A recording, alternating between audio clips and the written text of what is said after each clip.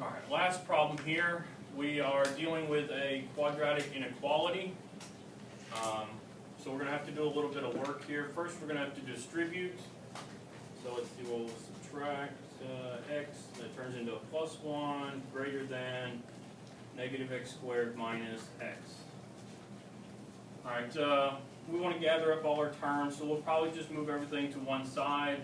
I generally prefer it to be a positive x squared, so I'm going to move everything to the left. So we're going to have a positive x squared, the x's cancel out, plus 1 is greater than 0.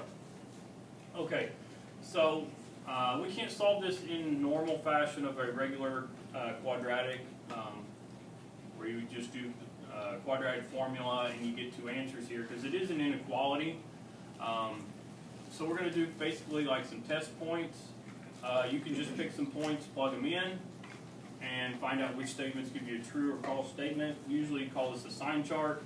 You would have done this probably if you've reached pre-cal by now. In our case, we would see where does x squared plus 1 equal 0. And in this case, it actually doesn't equal 0 ever, which makes this problem a whole lot easier. Our problem, x squared plus 1, no matter what number you plug in, will always be positive.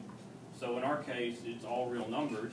Okay, x squared plus 1 is always, move that paper out of the way, positive.